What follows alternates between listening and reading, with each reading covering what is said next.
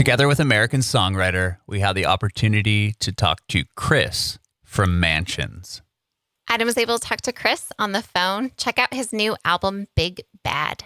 And check out our Facebook page and YouTube channel at Bringing It Backwards, and follow us on Instagram and Twitter at Bringing Back Pod. We'd appreciate your support if you follow and subscribe to our podcast, wherever you listen to podcasts. We're Bringing It Backwards with Chris from Mansions. How's it going, Adam? Great, man. How are you? Pretty good. Yeah, thanks for doing this. No, thank you for doing this. I really appreciate it. Yeah, it should be fun. I listened to the Taking Back Sunday episode the other day, which was fun to listen to. Oh, cool. Yeah, I did see that you've toured with them. I mean, you got to do like the coolest tour with them, the 20th of Tell All Your Friends. And then I also saw that you did a split, right, with John Nolan? Yeah, we're sort of like old buddies with John Nolan in a certain way. We did like I guess it was one solo tour with him, but we also did some Straight Light Run shows. But it was kind of like where he was doing solo stuff before he rejoined Taking Back Sunday, which was, an interesting time for him, I'm sure. But we sort of bonded playing a bunch of terrible shows together. That's awesome. Yeah, I saw him on a solo tour here in San Diego. It was cool. He played, a couple Taking Back Sunday songs and a handful of Straight Light Run songs. So that was really rad to see. Nice. That's cool. Yeah. Cool, man. Well, so our podcast is about, your journey in the music industry, how you got to where you are, forming the mansions and all that good stuff. So cool. That sounds good. Right on, Chris. So where did you grow up? Did you grow up in the East Coast? I grew up in Louisville, Kentucky. Oh, okay. Yeah, I lived there, up through high school until going to college in North Carolina. Lived in Winston-Salem for a while, including after college. And then we moved up to Seattle in 2011. So we've been up here 10 years. Oh, wow. Cool. When did you get into music? Did you say why? When? When? My bad. When I started playing songs, I guess in middle school. I was kind of late to discovering popular music. I think the first stuff I started listening to was Christian ska. I got really into in middle school, and then started just playing bass with a friend of mine who wanted to start a band who played guitar. So I started playing with that, and then kind of fell in love with going to shows and playing in bands, and started writing my own stuff pretty quickly after that.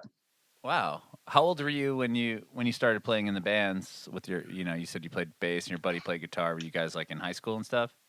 That was 6th grade, 7th grade. Oh, wow. Yeah, pretty young. I had played cello a bit growing up.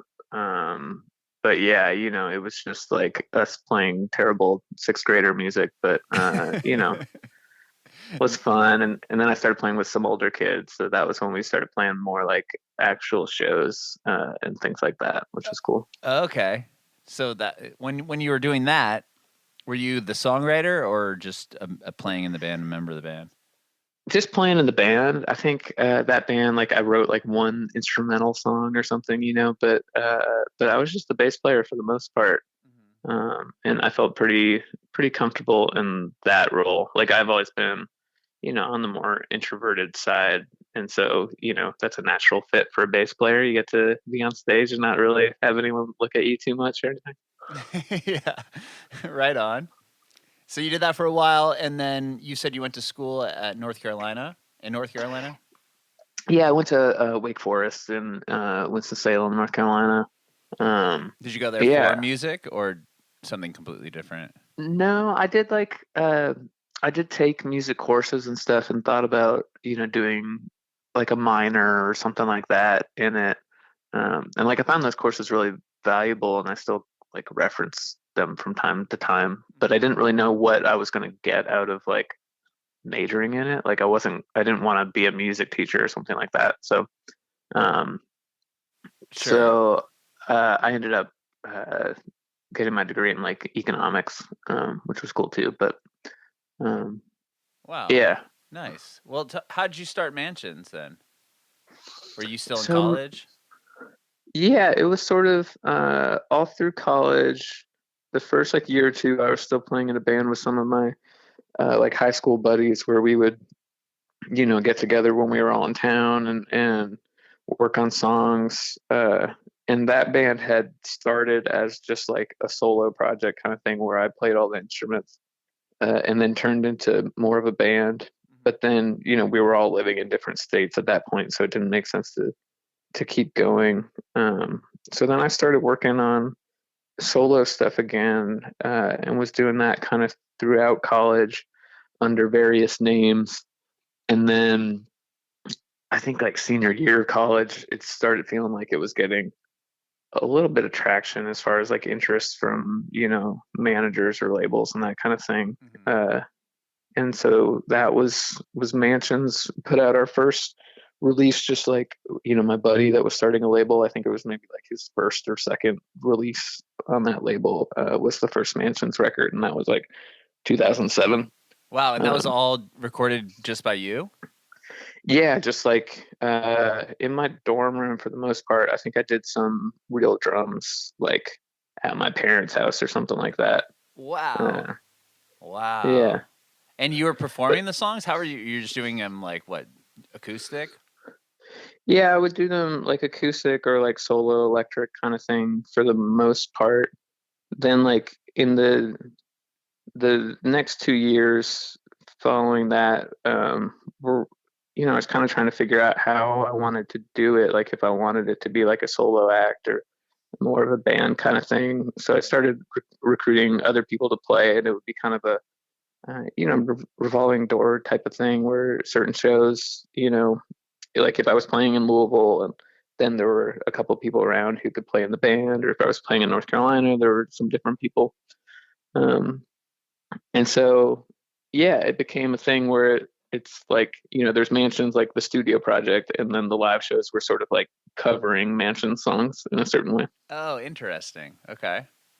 And were you, when you like after you released the first EP or whatever, were you you said you were a senior in college still at that point when you were releasing that first record? Yeah, that was like the very end of senior year of college. So I graduated, and like right around the time of graduating, it seemed like things could happen with some labels. So like, I was focused on that, but then none of that really came through. And then it was like, oh shit, like now like I'm out of college, but like none of this is really working out, and I didn't like get a job set up and all that kind of thing. So yeah, then there was like kind of a rough year of, booking terrible tours myself, which like I'm exceptionally bad at doing that kind of thing. So yeah, just playing, like coffee shops and things like that, or just random whatever stuff I could find, or trying to book a string of like 7 shows in a row and only having like 2 of them come through. So then you end up like, driving from Kentucky to Florida in one day and playing a show, and then driving back to Kentucky. Yeah.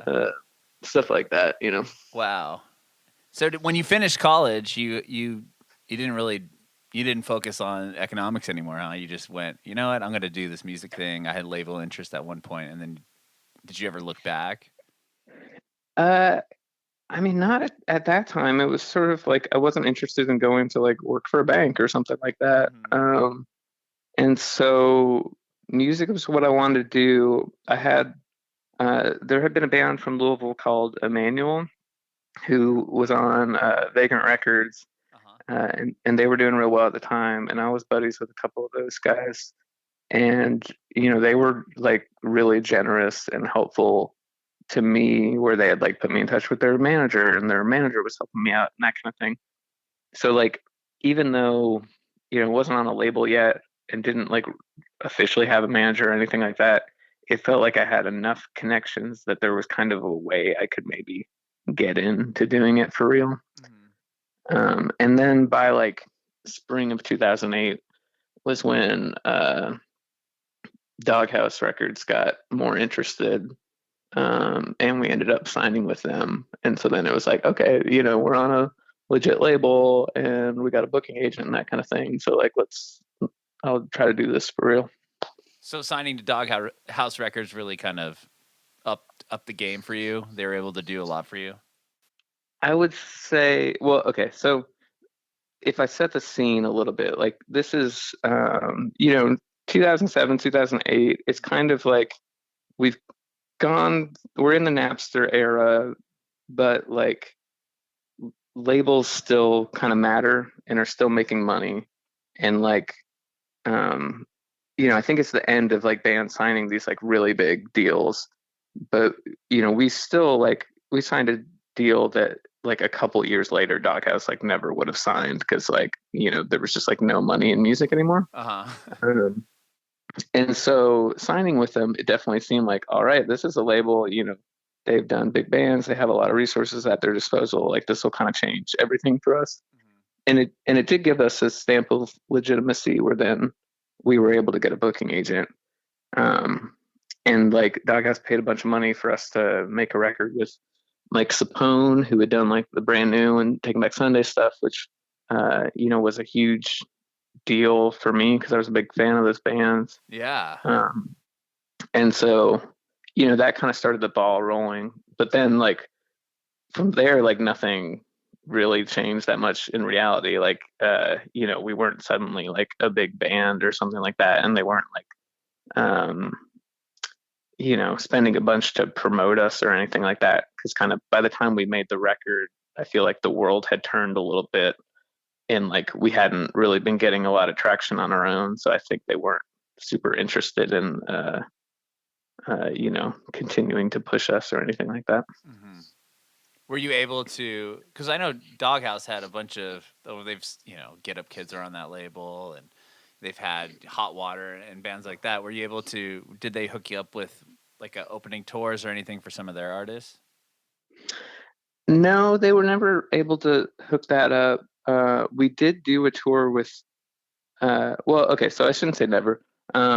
They helped us out. We got our first tour was with the Honorary Title. Oh, wow. Okay. I know that band. Yeah, that was like our first like legit tour. And that was really good because we were, still pretty new and like kind of unpolished as far as like our live shows and that type of thing. So it was really nice that we got that tour. And the best thing about it was just that we met a lot of people in the different bands playing and made friends with them. Where then like, I did some other solo shows with some of the Honorary Title guys, and we became friends with their bassist, who then he was friends with some of the guys on the Get Up Kids. And so then when we were trying to get on a Get Up Kids tour later, like he was able to hook that up. So it wasn't like Doghouse didn't get us on the tour, but because we had done this other tour and made friends, like that helped get us on the tour. And that was a huge deal for me personally, because I was a huge fan of the Get Up Kids. So that's still like kind of the ultimate tour that we've ever done. Really?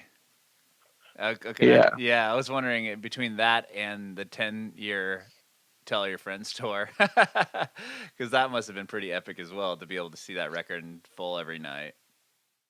Yeah. I mean, the Taking Back Sunday tour was great, and those shows were like huge too, which is like just a fun, like interesting thing to get to do, and seeing them play those songs every night and seeing people react is really cool.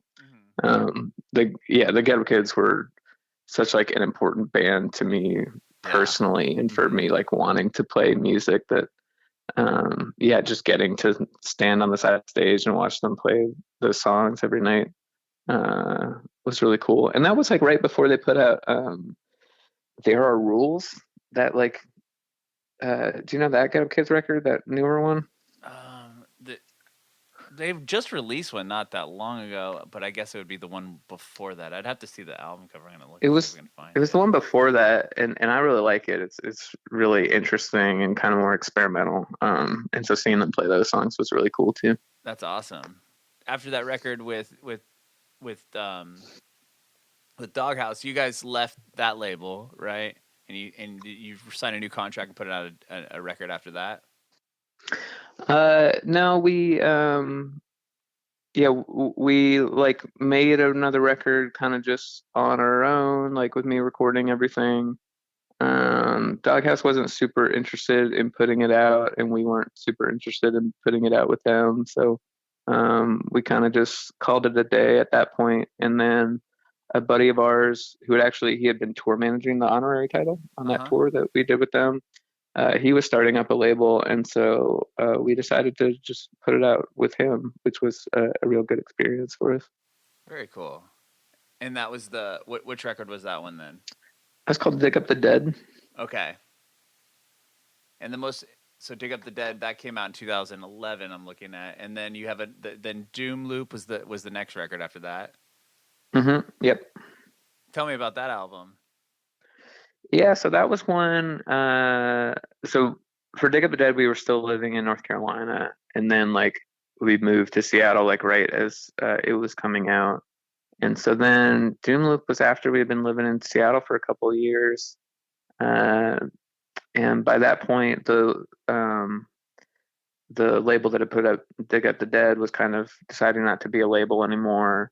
But we had another buddy of ours who was starting up a label, and so they had been really supportive of us and decided to put out Doom Loop. That one we just self-recorded again. It's kind of been like the history of the band where like recording in an actual studio with like a producer or anything like that is kind of more of the exception than the rule.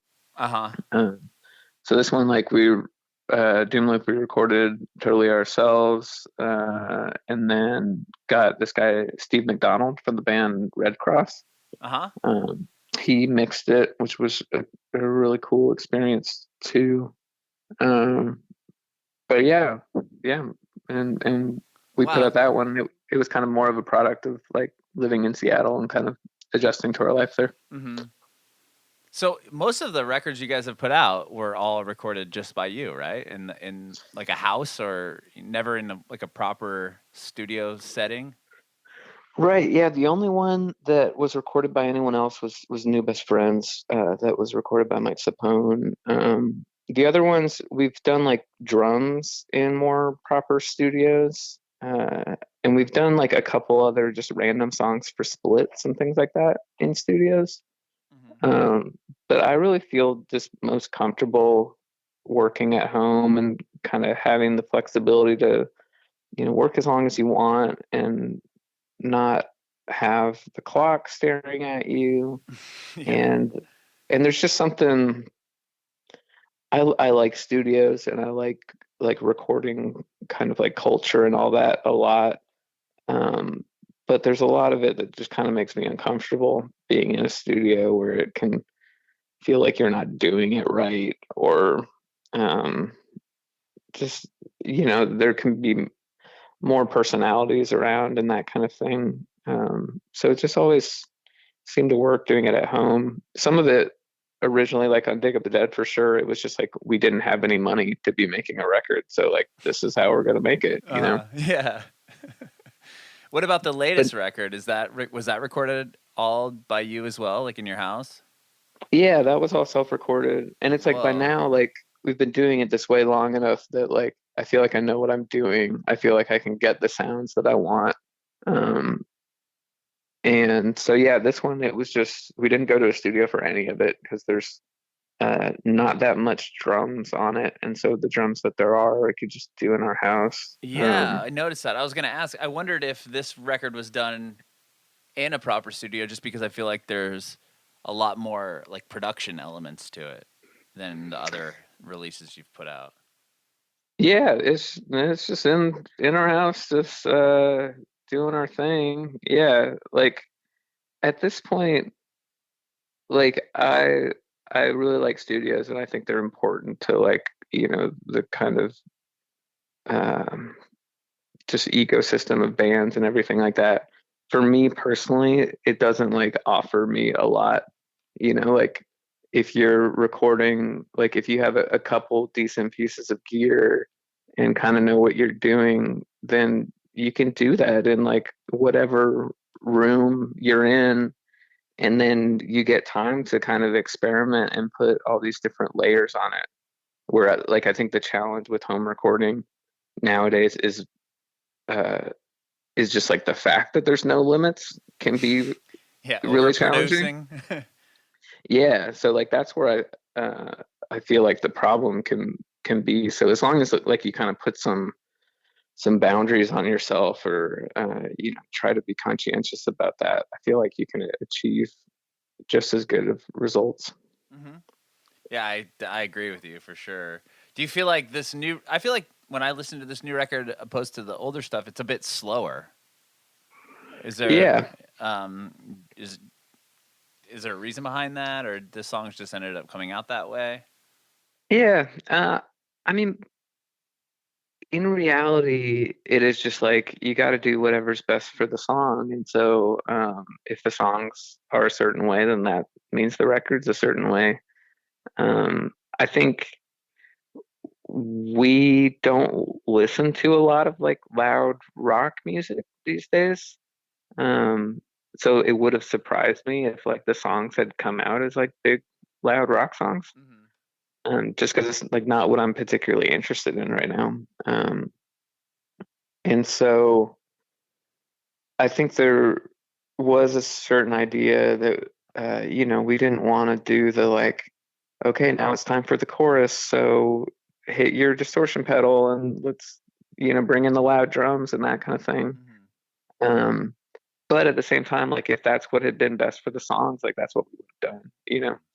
And we've had that thought before on previous records, but it just wasn't what was right for the songs.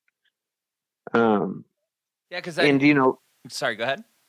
oh, just while you're working on the songs, you kind of also don't know like what the finished thing is going to be like. So I think it wasn't until we got it mastered that it was like, oh yeah, like this is like pretty different from the last stuff, or it's a lot slower, or you know, a little more subtle than some of the things we had done before.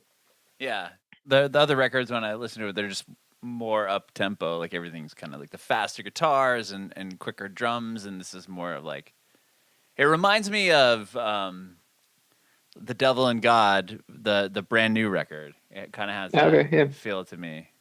But yeah, I enjoy it. I think it's really an awesome album, and the way you write lyrics is brilliant. Oh, thank you. That's very kind of you to say. Yeah, it definitely has that. I don't know, that Long Island vibe. Just that whole like era of artists. It definitely gives me that feel of the Taking Back Sunday, brand new, North Star type bands. Oh, that's interesting. I mean, like listening to all of that stuff growing up, you know, that it seeps into you, you know, where it's kind of in your DNA, especially when like that was around when I was learning to write songs.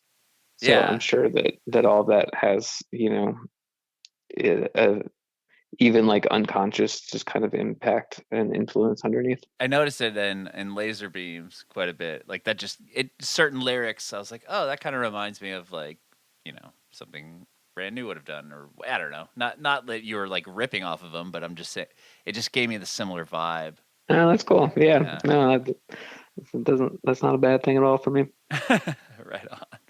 Well, was it so? You just released this newest album, Big Bad. That came out the end of last month. It just came out Friday, Oh, so Friday. it's Sorry, the single came out the end of last month.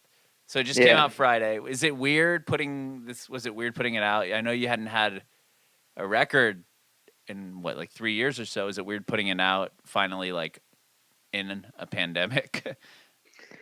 Yeah, I mean, yeah. I think just reality right now is very weird. You know, everything's different. For us, like anytime that we put out a record, there's enough years in between that things have changed pretty dramatically. You know, as far as like what you do when you put out a record, or kind of how things work. Um, so it's kind of like what's normal for us is that it feels weird, you know, that you don't kind of know how it goes. Uh, in a lot of ways, for us, um, like we're not touring full time or anything like that these days. So even if there wasn't a lockdown going on, like I don't think we would be doing a big 6-week tour to promote the album. Oh, Um, okay. so in a lot of ways, like, the idea that bands are doing more like live streams and things like that, it's like, oh, okay, like that's great. That like works really well for us because we weren't going to go play those shows anyways. Yeah. Uh, now Um, you don't have to have an excuse. It's just, oh, well, there's a pandemic. yeah, that's right. We can just use that. That's awesome. You said you when you released Doom Loop, that was when you guys moved to Seattle, or was it the next one, the next record? Uh, Dig Up the Dead was like right as we were moving, and then we wrote and recorded Doom Loop in Seattle, and then put that out. Yeah. Do you feel like your songwriting changed at all, or were you getting different influences when you moved to Seattle versus where you're living before? That's an interesting one. It's hard to separate out like what is from a location change versus just like from getting older and that kind of thing, Sure. because like your tastes always change. I think it made sense for Doom Loop to be a bit like louder and a little more in your face because I feel like life was turned up a little bit more being in Seattle versus like Winston-Salem's a pretty small town in North Carolina. Hmm. And like, we weren't like doing a lot or anything. And then we moved to Seattle and we were living in Capitol Hill, which is like, kind of the cool hip area where everything's going on. Yeah. Um, and so I think it just felt like the volume was up a little bit. And I'm sure that had an impact on the songs. Hmm. Was there a reason why you guys chose Seattle? It was a big city that wasn't quite like New York or something. My brother lives out here too, and Robin, who plays bass in the band, she was born out this way, so it just seemed like a good fit. I think we thought we'd just be here for like a couple of years, but now it's been like 10, so 10 years I later, think you're still there. yeah, exactly. That's cool, man. Well, thank you so much for taking time out of your Sunday to talk to me. I really appreciate it.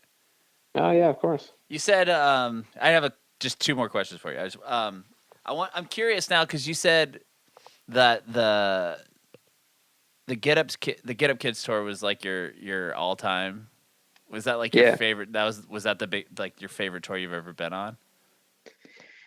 it was the most like personally like uh satisfying just as far as like this is like a bucket list kind of like thing. Hmm. um Favorite tour, like some of the last like tours we did one with Minus the Bear in 2014 that was really great. Oh, cool.